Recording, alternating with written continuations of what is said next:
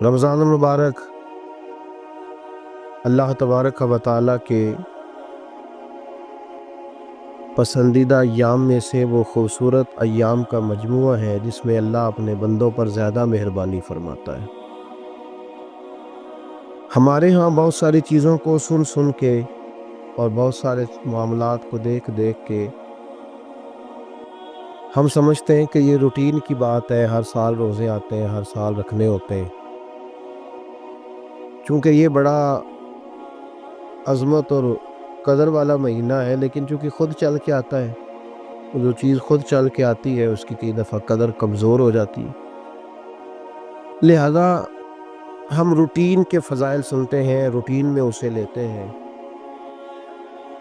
میرے عزیز، ہماری محافل جب ہوتی ہیں نا، محافل، تو ان میں نقیب محفل ہوتا ہے، اسٹیج سیکرٹری بھی لوگ اس کو کہتے ہیں، اور بھی کئی ناموں سے پکارتے ہیں۔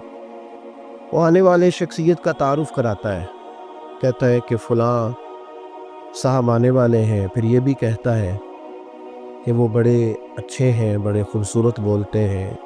اب میں فلاں قاری صاحب کو دعوت دینے لگا ہوں۔ قاری صاحب جو ہیں وہ بڑی اچھی تلاوت کرتے ہیں، بڑی اچھی ان کی آواز ہے اور بڑا اچھا ان کا لہجہ ہے، وہ تعارف کرا رہا ہوتا ہے۔ پھر نعت خواں کے حوالے سے بھی اس طرح کے وہ تعریفی کلمات ادا کرتا ہے، لیکن لوگ بعض اوقات سمجھتے ہیں کہ ان بیچاروں کی ڈیوٹی ہے، انہوں نے یہ کام کرنا ہی ہے، ان کی ذمہ داری ہے۔ اور اسی طرح ہوتا بھی ایسا ہی ہے۔ ہماری محافل کے جو اکثر نقیب حضرات ہوتے ہیں، ان کے جملے رٹے رٹائے ہوتے ہیں، وہ انہوں نے سب کو کہنے ہی ہوتے ہیں، وہ کہے جاتے ہیں۔ لیکن اگر کسی محفل کے اندر نقیب محفل کوئی بہت بڑا عالم ہو، بہت بڑا محدث ہو، شیخ الحدیث ہو، یا کسی خانقاہ کا کوئی صاحب تقوی صالح مسند نشین ہو، اگر وہ کھڑا ہو کے کہے کہ جناب آج میں آپ کو تعارف کرانے لگا ہوں ایک بہت بڑے علامہ، ایک بہت بڑے صوفی آ رہے ہیں، پھر ہم سمجھ جائیں گے کہ جس کی ہمارے حضرت تعریف کر رہے ہیں وہ کوئی بڑا ہی اچھا آدمی۔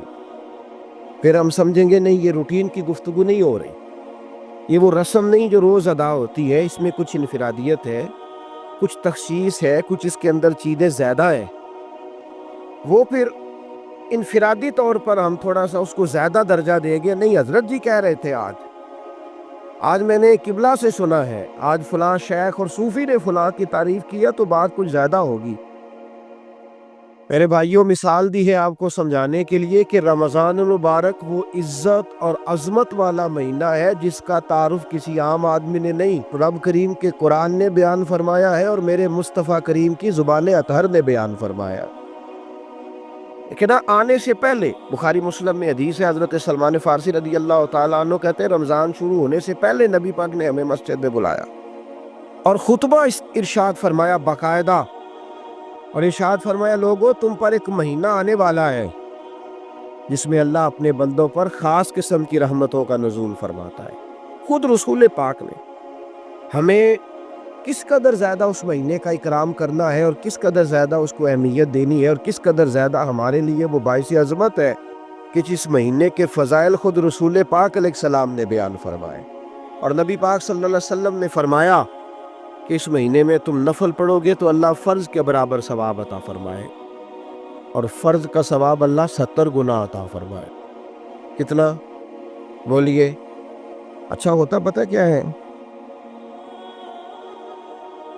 ہمارے ہاں لوگوں کو پتہ چل جائے نا فلاں کاروبار آج کل زیادہ صحیح چل رہا ہے تو سارے لوگ وہی کاروبار شروع کر لیتے۔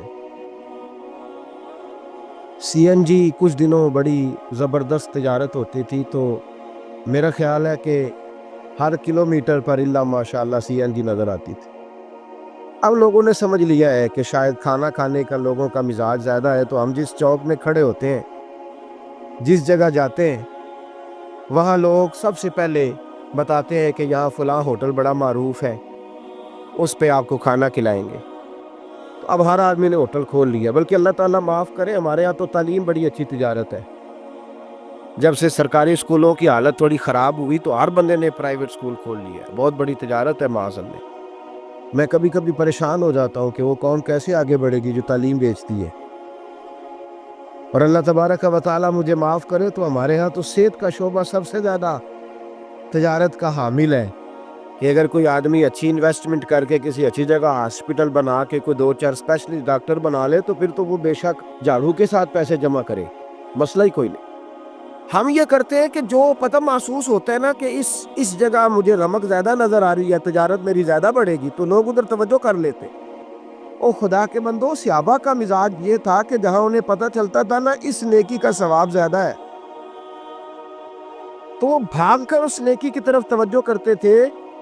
آپ صحابہ کی سیرت کی کتابیں دیکھیے، حضرت انس بن مالک رضی اللہ تعالیٰ عنہ فرماتے ہیں جب نبی پاک علیہ السلام نے رمضان کی شان بیان کی تو صحابہ کا یہ مزاج بن گیا کہ وہ اپنے سارے کام رمضان سے پہلے سمیٹ لیتے تھے، رمضان شریف سے پہلے سارے کام سمیٹ لیتے، لینے دینے کے معاملات صاف کر لیتے، خریداری ہو جاتی، گھر کے اندر کوئی کام کرانا ہوتا تو وہ رمضان سے قبل کرا لیتے، یکم رمضان کو وہ مسجدوں میں ڈیرے لگا لیا کرتے تھے۔ وہ کہتے تھے نیکیاں جمع کرنے کے ایام ہے، نیکیاں۔ دیکھیں نا، سب سے مصروف ترین زندگی ہمارے نبی پاک صلی اللہ علیہ وسلم کی زندگی ہے۔ 23 سالوں میں نبی پاک علیہ السلام نے 2300 سالوں سے بھی زیادہ کام کیا۔ بڑا مصروف وقت تھا حضور کا، بڑا مصروف۔ ہمارے ہاں نا، میں ایک جگہ پہ حاضر تھا تو ایک بزرگ تقریر فرما رہے تھے، وہ کہہ رہے تھے اب خانقاہوں میں جو اللہ اللہ ہو رہی ہے وہ چھوڑ کے باہر نکلو، اب میدان میں نکلنے کا دور ہے۔ تقریر ختم ہوئی تو میں نے کہا حضرت ناراض نہ ہوئیے گا، ویسے کون سی خانقاہ میں اللہ اللہ ہو رہی ہے جہاں سے آپ باہر نکالنے؟ تو دور ہی گزر گیا اللہ اللہ کرنے، اب تو لنگر شنگر چل رہا ہے خانقاہوں میں، یا باتیں شاتیں ہو رہی ہیں۔ کیلو کال کی دنیا ہے، مستی اور حال کی تو کب سے چلی گئی۔ کم باذن اللہ جو کہتے تھے وہ رخصت ہو گئے، خانقاہوں میں مجاور رہ گئے یا گور کن۔ اب تو کہاں، اب کس کو آپ کہہ رہے ہیں کہ اللہ اللہ چھوڑ کے باہر ہو؟ کون اللہ اللہ کر رہا ہے؟ اللہ ماشاءاللہ ہے، حال ہی کوئی نہیں۔ اسلام فقط اللہ اللہ کا مذہب نہیں۔ نبی پاک صلی اللہ علیہ وسلم نے کہا لا رہبانیت فی الاسلام، میرے اسلام میں رہبانیت کا کوئی حصہ نہیں۔ ایک آدمی جا کے صرف مسجد میں بیٹھ جائے، حقوق سارے چھوڑ دے، بال بچوں کو بھول جائے، اسلام اس کی حوصلہ افزائی نہیں کرتا، حوصلہ شکنی کرتا ہے۔ وہ والے صوفی کا درس حضور نے نہیں دیا کہ مسجد میں بیٹھو اور بس مسجد میں بیٹھو، خانقاہ میں بیٹھو، بلکہ نبی پاک صلی اللہ علیہ وسلم ہمیں بدر میں بھی نظر آتے، حضور خود جنگ کا لباس پہن کر ہمیں احد میں دکھائی دیتے، نبی پاک صلی اللہ تعالی وسلم ہمیں خندق کے موقع پر ہاتھ میں کدال پکڑ کر نبی پاک علیہ السلام ہمیں کھدائی کرتے ہوئے نظر آتے، مسجد نبوی تعمیر ہو رہی ہے تو حضور ہمیں خود اینٹیں اٹھاتے ہوئے دکھائی دیتے، سارے کام حضور نے کیے ہیں۔ لیکن میرے بھائی یہ یاد رکھو، اگر بدر میں جانا میرے نبی کی سنت ہے تو غار حرا میں چپ کر کے بیٹھ کے اللہ اللہ کرنا یہ بھی میرے نبی کی سنت ہے صلی اللہ تعالی علیہ وسلم۔ اگر احد میں، خندق میں، حنین میں میدان میں رہنا حضور کا طریقہ ہے تو غار ثور میں 3 دن اللہ اللہ کرنا بھی نبی پاک کا ہی طریقہ ہے۔ اگر سارا دن تبلیغ کرنا حضور کا طریقہ مبارکہ ہے تو ساری رات مسلح پہ کھڑے رہنا، اور صحیح مسلم میں حضرت عائشہ فرماتی ہے کہ قدموں پہ ورم آ جانا، یہ بھی تو میرے نبی کا طریقہ ہے نا۔ تو میرے بھائی اس کو کون اپنائے گا؟ مصروف ترین زندگی نبی پاک کی، اس کے باوجود اللہ کے رسول ہر سال 10 دن کا اعتکاف کرتے تھے، ہر سال۔ ایک سال جہاد پہ گئے تھے، اعتکاف نہیں ہو سکا، اگلے سال میرے نبی پاک نے 20 دنوں کا اعتکاف فرمایا، پچھلے 10 دن کا۔ میں نے ایک بزرگ کی تعریف کی، ایک اپنے بڑے پیارے میرے محبت والے دوست ہیں، ان کے سامنے میں نے کہا یار یہ بندہ بڑا 4 سال اعتکاف کرتا ہے، تو انہوں نے ترجمہ کر دیا میری بات کا، تھوڑی سی تشریح کر دی، کہنے لگے ماشاءاللہ فارغ ہو گئے، اب بچوں کی شادی ہو گئی، اب فارغ ہیں۔ تو میں نے کہا کہ آپ یہ کہنا چاہتے ہیں کہ جو فارغ ہوتا ہے وہ اعتکاف کرتا ہے؟ آپ یہ کہنا چاہ رہے ہیں؟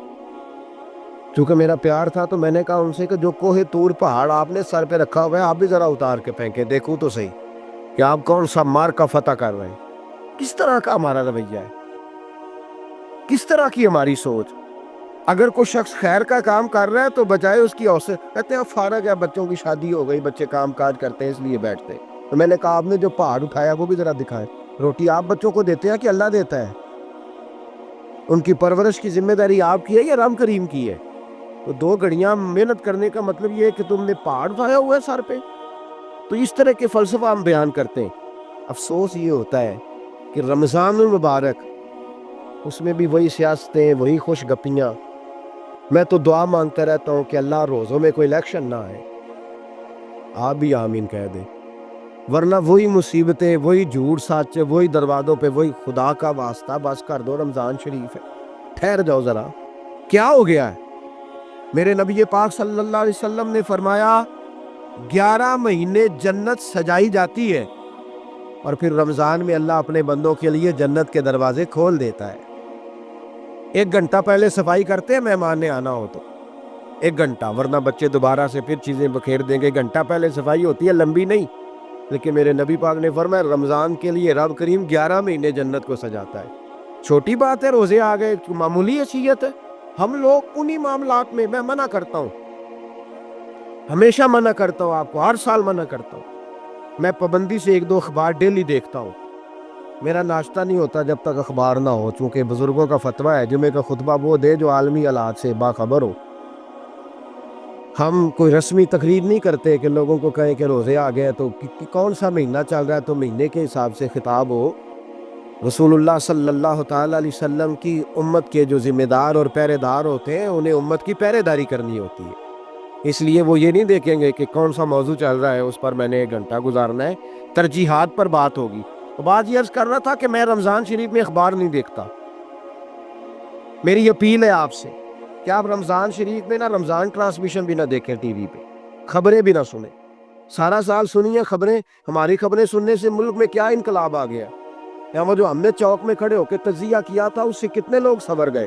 چھوڑے، جتنا وقت ملے وہ آ کے مسجد میں بیٹھے، اللہ کے گھر میں وقت گزارے، ٹائم دے، عبادت آپ کو زندہ کرے گی، روحانیت پیدا کرے گی، توانائی آئے گی، خوبصورتی آئے گی آپ کے اندر، آپ زندہ رہیں گے۔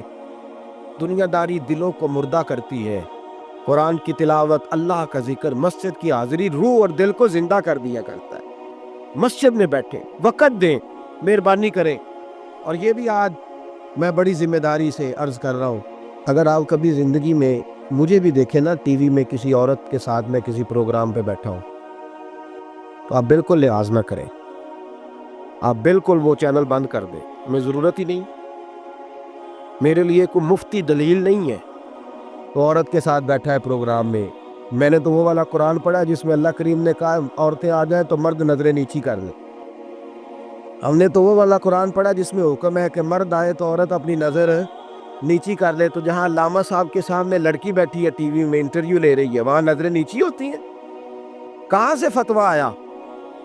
حضرت جنید بغدادی تو فرمایا کرتے تھے کہ حسن بصری پڑھانے والا ہو، رابعہ بصری پڑھنے والی ہو، تو پھر بھی ان کو بغیر پردے کے پردے پڑھانے کی اجازت نہیں ہے۔ بات ختم ہو گئی۔ میں کل، مجھے سرکاری یونیورسٹی ہے جامعہ کوٹلی کشمیر کی، انہوں نے مجھے دعوت دی کہ آپ کو لیکچر دینا ہے سائنس، تقویٰ اور رمضان۔ تو اسٹوڈنٹس ہوں گے، کچھ پروفیسر ہوں گے، تو میں نے کہا کہ اتنے بڑی جگہ آپ نے مجھے بلا لیا، یونیورسٹی لیول کے طلباء تو بڑے آگے جا چکے ہوتے ہیں، چلے خیر میں وہاں حاضر ہوا۔ جب میں پہنچا تو ایک پروفیسر صاحب مجھ سے کہنے لگے کہ لڑکیاں بھی ہیں۔ تو میں نے کہا کہ ٹائم دیتے وقت آپ سے گزارش کی گئی تھی کہ لڑکیاں نہیں ہونی چاہیے۔ تو وہ ایک جملہ بولنے ہی لگے تھے، تو میں نے ان سے کہا کہ آپ مجھے دکیا نوس مولوی سمجھ لیں، میں پرانے خیالات کا ہوں، آپ مجھے پرانا سمجھ لیں، اس لیے کہ میرے حضرت صاحب فرمایا کرتے تھے ہر چیز نہیں لے لینا، دین نہ نیا لینا۔ وہ 1400 سال پرانا ہی ہمیں ٹھیک ہے، ہمیں نیا دین نہیں چاہیے۔ کہنے لگے جی وہ بچیاں تھوڑی پیچھے بیٹھ جائیں گی۔ میں نے کہا آپ درمیان میں پردہ لگا لیں، میں انہیں نہ دیکھوں وہ مجھے نہ دیکھیں، ٹھیک ہے، بات سنیں، ختم ہو گئی۔ لیکن اگر وہ سامنے بیٹھیں گی تو ہم نہیں بات کریں گے۔ تو وہ چونکہ پی ایچ ڈی لیول کے لوگ ہوتے ہیں، زیادہ پڑھے ہوتے ہیں، دلائل دینے کی کوشش کی، تو میں نے کہا میں دلیل نہیں سنتا، میں سنتا ہوں یا اللہ کا قرآن یا مصطفیٰ کا فرمان۔ تو آپ مہربان، لیکن انہوں نے ضد نہیں کی، بڑے اچھے لوگ تھے، انہوں نے کہا جی ٹھیک ہے لڑکیاں نہیں بیٹھیں گی۔ میرا عرض کرنے کا مقصد یہ ہے کہ کیا فرق پڑتا ہے ہمیں، بہت سارے ذرائع ہیں عورتوں تک پیغام پہنچانے کے، پیغام پہنچ جاتا ہے، کوئی عرض نہیں۔ آپ باپ پردہ بندوبست کریں، ہمارے رمضان کے فجروں کے درس میں ہزاروں کی تعداد میں عورتیں آتی ہیں، ان کے لیے باپردہ بیٹھنے کا بندوبست ہے۔ لیکن کوئی ضروری ہے کہ ٹی وی پہ ایک عورت بن سور کے سامنے بیٹھے اور آپ اس کے سوالوں کے جواب دیں، ہمارے لیے نہ کوئی مفتی دلیل ہے، نہ کوئی شیخ الحدیث دلیل ہے، اس طرح کا کوئی مفکر محقق ہمارے لیے دلیل نہیں، ہمارے لیے دلیل رسول اللہ کی ذات ہے صلی اللہ تعالی علیہ. ختم ہو گئی بات. اس لیے کوئی ایسی ٹرانسمیشن نہ دیکھو، کسی طرف توجہ نہ کرو. یار 30 تو روزے ہیں، وہ بھی کئی دفعہ 29 ہو جاتے ہیں. اللہ کہہ رہا ہے ایام معدودات، ایک گنتی کے دن ہے. اور میرے بھائی کیا مصیبت ہے، میرا وقت نہیں گزر رہا. آپ یقین کریں، اللہ جانتا ہے ہم تو رمضان کو زنجیریں ڈالتے، یہ کام بھی رہ جاتا ہے رمضان گزر جاتا ہے، یہ بھی رہ جاتا ہے رمضان گزر جاتا ہے، یہ بھی نہیں ہو پاتا رمضان. پتہ نہیں کس وقت روزے آتے ہیں، کب نکل جاتے ہیں. کہتے ہیں میرا وقت نہیں گزرتا تو میں ٹی وی دیکھتا ہوں. قرآن سارا پڑھ لیا، حدیثوں کا مطالعہ ہو گیا، اپنی آخرت کے لیے نفل سارے پڑھ لیے، تسبیحات ساری ہو گئی. جو اب ٹائم نہیں گزرتا تھا تو ٹی وی پہ جا بیٹھے. کدھر چلے گئے ہم؟ علامہ اسماعیل حقی نے حدیث لکھی، حضرت عائشہ صدیقہ رضی اللہ تعالیٰ عنہ فرماتی ہیں، تفسیر روح البیان میں موجود ہے. کہتی ہے ایک دن حضور اچانک میرے ساتھ آرام فرماتے بستر سے اٹھے نکل گئے. ہمیشہ نبی پاک علیہ السلام کا طریقہ مبارکہ تھا، جب رات کو تہجد کے لیے اٹھتے تو کہتے ابو بکر کی بیٹی حق تیرا ہے، وقت تیرا ہے، پر اگر تو اجازت دے تو میں اپنے اللہ کو راضی کر لوں. آج حضور نے پوچھا ہی نہیں، بستر سے اٹھے چلے گئے. کہتے میں اٹھی، میں نے دائیں بائیں دیکھا، محبوب نظر نہ آئے. حضور کی طامت استعمال شدہ پڑی تھی، وہ طامت میں نے اٹھا کے اوڑھ لی اور میں نکل گئی حضور کو تلاش کرنے. کہتی ہیں جب میں باہر گئی مسجد نبی شریف کے ساتھ جنت البقیع کی جانب، نبی پاک سجدے میں تھے. کہتی ہے میں گئی، تھوڑی دیر کھڑی ہوئی، حضور نے آہٹ سنی تو پوچھا تو کون ہے؟ میں نے کہا میں عائشہ ہوں. تو محبوب نے فرمایا یہ عائشہ کون ہے؟ میں نے کہا یا رسول اللہ میں آپ کی زوجہ ہوں. فرمایا زوجہ کیا ہوتی ہے؟ یا رسول اللہ میں ابو بکر کی بیٹی. تو نبی پاک نے فرمایا یہ ابو بکر کون ہے؟ حضرت عائشہ کہتی ہے میرا کلیجہ پھٹنے کو آیا، میں وہاں سے پریشان حال واپس آئی. جب میں گئی تھی تب بھی ہلکی ہلکی بارش تھی، واپس لوٹی تو پھر بھی ہلکے ہلکے قطرے بارش کے گر رہے تھے. میں آ کے ہامتی کامتی بیٹھ گئی. تھوڑی دیر گزری تو نبی پاک تشریف لے آئے. تو حضور صلی اللہ تعالیٰ علیہ وسلم نے مجھے پریشان دیکھا تو کہا عائشہ کیا ہوا؟ کہا حضور آج وہ ہوا ہے جو کبھی نہیں ہوا. یا رسول اللہ میں پریشان ہو گئی. حضور عجیب بات ہے، میں گئی ہوں، آپ نے پوچھا کون ہے تو میں نے کہا میں عائشہ. کا عائشہ کون؟ آپ کی زوجہ. فرمایا زوجہ کون؟ ابو بکر کی بیٹی. کا ابو بکر کون؟ اور پھر حضور میں گئی ہوں تو میرے کپڑے بھیگ گئے، آپ آئے ہیں تو کپڑے خشک ہیں، سمجھ نہیں آئی. تو لفظ سنو حدیث کے، نبی پاک نے فرمایا عائشہ لی مع اللہ وقت، میرا اپنے اللہ کے ساتھ ایک وقت ہوتا ہے. کس کے ساتھ؟ آج میرا دوستوں کے ساتھ وقت ہے، آج میرا گھومنے کا وقت ہے، آج میرا خوش گپیوں کا وقت ہے، آج میرا سیاحت کا وقت ہے، آج میرا پکنک کا وقت ہے. میرے نبی پاک نے فرمایا لی مع اللہ وقت، عائشہ میرا اپنے اللہ کے ساتھ، میرا اپنے اللہ کے ساتھ ایک وقت ہوتا ہے. اس وقت نہ وہاں کوئی فرشتہ آ سکتا ہے، نہ کوئی نبی اور مرسل آ سکتا ہے. جب فرشتہ اور نبی نہیں آ سکتے تو عائشہ اور ابو بکر کیسے آ سکتے ہیں؟ تو کہا یا رسول اللہ پھر وہاں ہوتا کون ہے؟ تو حضور فرمانے لگے ایک میں ہوتا ہوں، دوسرا میرا رب ہوتا ہے، تیسرا کوئی موجود نہیں ہوتا. امت کو درس دیا ایک وقت 24 گھنٹوں میں ایسا لایا کر اس میں تو اپنے رب کو دکھڑے سنائے، اس میں تو دعائیں مانگے، اس میں تو عرض و نیاز کرے، اس میں تو اپنے گناہوں کی معافی چاہے.